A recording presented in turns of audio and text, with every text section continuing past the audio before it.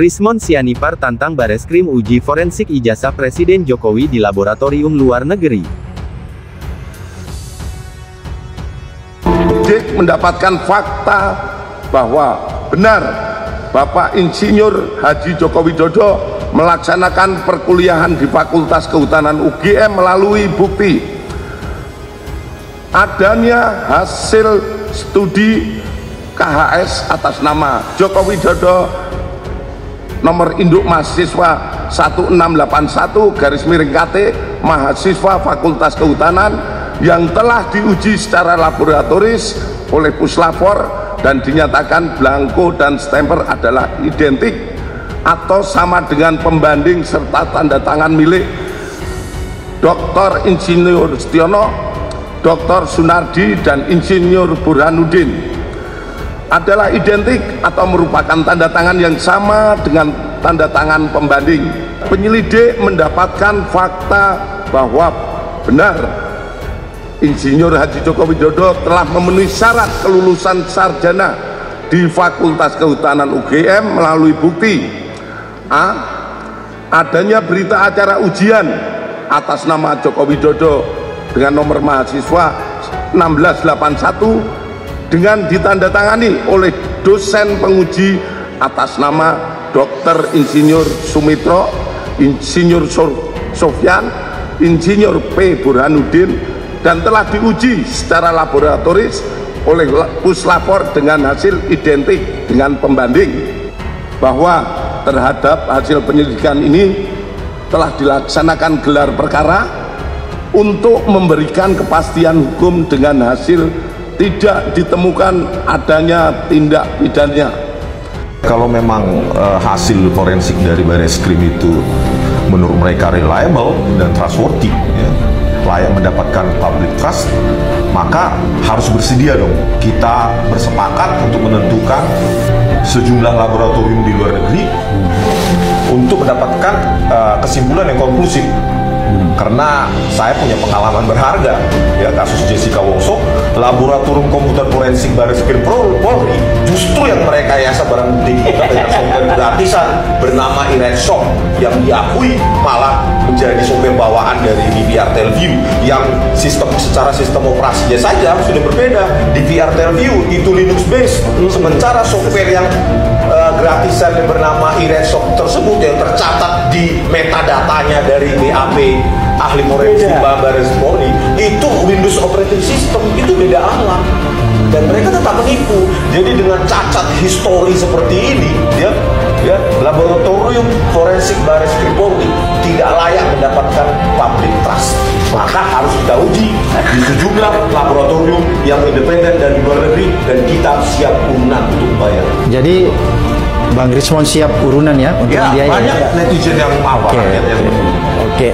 Penyelidik mendapatkan dokumen asli ijazah sarjana Kehutanan nomor 1120 atas nama Joko Widodo dengan NIM 1681KT Fakultas Kehutanan UGM pada tanggal 5 November 1985 yang telah diuji secara laboratoris.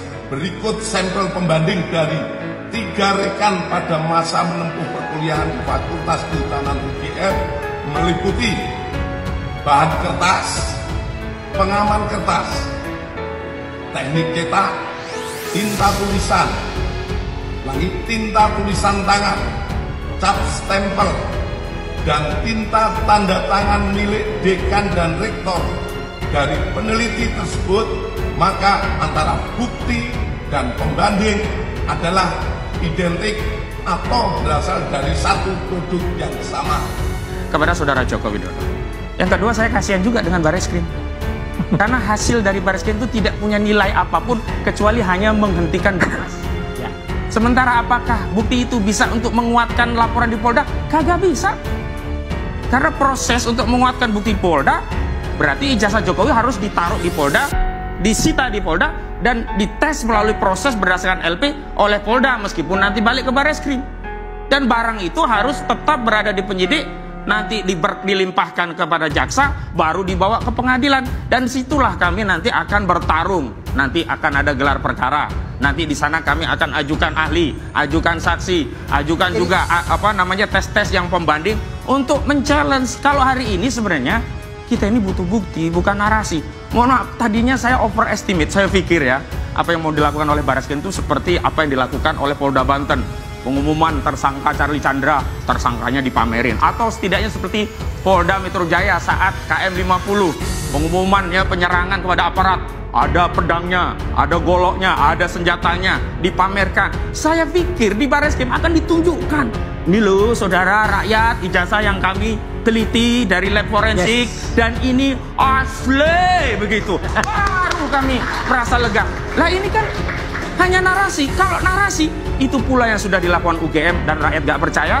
Kalau narasi, itu pula yang dilakukan oleh kuasa hukumnya yang katanya sudah melihat asli, rakyat gak percaya. Kalau narasi, itu pula yang dicoba meminjam otoritas media, diundang 11 orang, kemudian dikatakan asli, masyarakat juga tidak percaya. Dan hari ini saudara Jokowi mengulangi, membangun narasi untuk meyakinkan publik tentang keaslian ijazahnya. Nggak laku. Jadi yang ditampilkan adalah ijazah Pak Jokowi ya. Itu kan fotokopi Pak. Selama ini ada beredar tampilan ijazah yang kalau saya lihat sekilas itu berbeda dengan yang banyak beredar di umum gitu loh. Misalnya dengan yang ditampilkan oleh orang PSI gitu ya. Apakah itu sama atau tidak Pak dengan yang Bapak tampilkan tadi di situ? Dan nama rekannya sepertinya ada beda yang selama ini beredar Pak Smitro gitu loh. Dan kelihatan di situ sepertinya bukan Pak Smitro rekannya, atau bukan. Izin Pak, tadi nggak gitu jelas saya perhatikan. Dan kenapa tidak ditampilkan ijazah asli tadi Pak? Maksudnya biar kita bisa lihat sebenarnya yang seperti apa gitu ijazah Pak Jokowi itu. Terima kasih Pak. Fokus satu dulu ya pertanyaan, nanti selanjutnya silakan langsung jawab Pak Direktur. Terima kasih. Tadi kami sampaikan tentu saja adalah yang didalilkan oleh pelapor ya, Mas. Makanya di situ ada fotokopi ijazah yang menjadi sebuah titik permasalahan. Kemudian terkait ijazah asli tidak ditampilkan mungkin ya yang dipertanyakan, ini tadi sudah kami tampilkan saat kami menerima penyerahan. Itu ijazah yang disampaikan oleh Pak Jokowi. Selanjutnya diuji oleh lapor, kemudian tentu saja ini untuk kepentingan penyidikan ataupun penyelidikan seperti yang disampaikan oleh pemilik ijazah. Dalam hal ini Bapak Jokowi menyampaikan, saya akan buka saat kalau memang diperlukan untuk kepentingan hukum atau persidangan, itu yang akan disampaikan. Namun kepada penyidik sudah ditunjukkan untuk diuji lapor. Hasil uji lapor yang jelas identik dengan pembanding. Kemudian terkait saya selalu bilang di setiap media bahwa apa yang akan disampaikan oleh Barreskrim itu pasti hanya akan mengatakan ijazah itu asli atau identik ya gitu. Kemudian tanpa menunjukkan ijazahnya ya, tanpa menunjukkan. Dan ini kan jelas betul tadi, tanpa ditunjukkan ijazahnya. Jadi mana barangnya gitu loh. Seakan-akan kita disuruh percaya hal itu. Itu yang pertama. Yang kedua, dengan segala hormat kita, bukan kita tidak percaya kepada puslapor ya, tapi hasil puslapor ini pun jadi artinya kalau dalam nanti ini naik ke pengadilan ya, ini hanya satu bahan saja, bahan hasil dari puslapor itu identik. Terus ada yang lain yang itu juga harus dipertimbangkan. Misalnya adalah apa? Temuan para ahli yang nanti juga akan digunakan pada saat persidangan. Jadi ini tidak berhenti. Jadi artinya kalaupun dikatakan proses di Barreskrim itu dihentikan, ya artinya proses pengaduan itu dihentikan, nggak masalah, ya tetap bisa menggugat kesalahan yang lainnya. Jadi sekali lagi, hasil dari Barreskrim ini, hasil dari puslapor ini bukan final, bukan merupakan hasil yang ujung, ya karena hasil yang ujung itu nanti adalah di pengadilan. Ya, ini akan menjadi polemik baru ya, karena tentu tidak bisa argumen yang disampaikan penyidik bahwa ini identik dengan ijazah-ijazah yang lain milik kawan-kawan Pak Jokowi, tentu tidak bisa menjadi argumen untuk yang bisa disamakan dengan otentifikasi ijazah itu. Karena kalau di masyarakat kita kan seringkali muncul kata-kata yang ambigu, ya kan, asli tapi palsu, kemudian sudah atau belum, misalnya seperti itu. Dan ini yang akan muncul perdebatan, apakah apakah yang identik ini pasti yang otentik? Karena yang identik tentu belum tentu adalah yang otentik. Dan ini menjadi problem tentang otentifikasi ijazah ini, karena ijazah ini hanya diterbitkan sekali dan tidak bisa ada duplikat gitu loh. Itu yang dipermasalahkan oleh kawan-kawan pelapor TPUA itu. Ada lagi yang perlu saya bongkar sebenarnya. Saya bongkar nggak apa-apa di sini. Iya. Bagaimana Dirtipidum tadi menjelaskan bahwa itu produk dari handpress. Coba perhatikan Pak Dirtipidum. Kerapatan dari titik-titik itu. Iya. Titik kan ada tanggal Bang, dipertahankan di depan Dewan Pembina. Itu titiknya rapat, itu bagaimana membuat handpress seperti itu? Persis. Tidak melebor. Bagaimana menatap font titik-titik yang rapat itu dengan handpress? Jawab Pak Dirtipidum.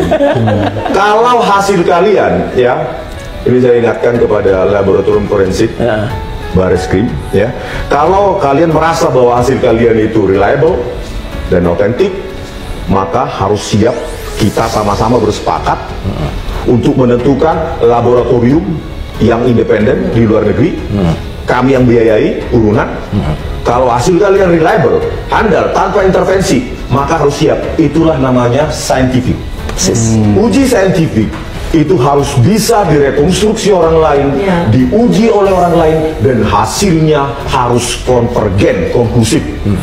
Harus siap, gitu loh. Karena apa? Kebenaran ilmiah itu tidak absolut, tidak hanya milik Anda. Harus siap diuji oleh pihak lain. Kalau ingin mendapatkan public trust, itu poinnya. Apalagi nggak ada ijazah yang ditampilkan. Objek yang diuji gitu loh. Objek yang gimana? Nggak ada gitu. Ketika itu ada, orang kan bisa juga lihat. Atau tadi yang disampaikan Dr. Resmond, ya dulu kalau yang namanya handpress itu, titik-titik itu pasti yang namanya titik itu juga gak sama. Ada yang jeblok, ada yang kecil, kemudian iya bisa penatapannya itu titik-titik terus di chat gitu, nggak lomber. Iya, biasanya makanya kadang-kadang diganti garis. Iya, ganti garis. Dan ketika kita zoom handpress itu Bang, karakternya atau fiturnya itu di tepi-tepi terutama di lengkungan itu blackboard ke arah tekstur dari kertas tersebut. Jadi seperti berambut dia. Ketika kita zoom, tidak produk inkjet ataupun laser jet yang sudah teknik injeksinya itu sangat milimeter atau nanometer gitu loh Bang. Jadi itu menurut saya mempermalukan sih. Apa yang diucapkan tadi hasil dari apa itu lab forensik. Kalau memang reliable, saya tantang lagi, kalau memang reliable dan trustworthy, maka harus mau kita uji bersama di lab yang independen. Itu jalan keluarnya ya? Ya, jalan keluarnya untuk mendapatkan public trust. Kita melaksanakan uji banding. Uji banding yang diuji adalah semua ijazah asli. Baik pembandingnya itu ijazah asli pada angkatan dan tahun yang sama seangkatan beliau Pak Jokowi. Kita uji, kemudian dari 3 pembanding ini kita uji punya ijazah Bapak Jokowi. Yang tadi kami sampaikan bahwa yang diuji terkait beberapa hal yang sudah kita sampaikan, hasilnya identik. Bahkan kami dari penyidik pun map yang digunakan itu masih sama. Map yang dimiliki yang untuk menyimpan Bapak Jokowi sama beberapa rekannya itu masih sama map yang digunakan saat dulu diterima sampai sekarang masih ada dan kelihatan sudah, kalau saya katakan sudah kumal, itu sama dengan yang lainnya. Kemudian terkait proses hukum, ya proses hukum adanya laporan di Polda Metro, tentu saja kami sebagai satuan pembina fungsi teknis tentu akan berkoordinasi, di mana saat ini masih kita percayakan, kami juga tidak pernah intervensi ataupun seperti apa. Di Polda Metro masih dalam proses penyelidikan. Hasilnya seperti apa proses penyelidikan? Tentu saja nanti penyidik Polda Metro akan melaksanakan proses ini secara ataupun menyampaikan kepada publik tindak lanjut ataupun prosesnya seperti apa. Ya. Jadi pada prinsipnya kita saling melihat, saling melapor, kita penuhi semua. Pelayanan kita pada masyarakat tetap kita penuhi semua. Ya. Dari skripsi maupun ijazah Pak Jokowi itu tidak dijawab dengan uji keidentikan, gitu. Harus dijawab dengan uji keaslian. Tadi itu carbon 14 dating analysis maupun ink dating analysis, cuma itu yang bisa menjawab. Itu produk tahun berapa dulu, itu dulu dijawab, jangan identik. Kalau sama-sama palsu kan identik juga. Gitu.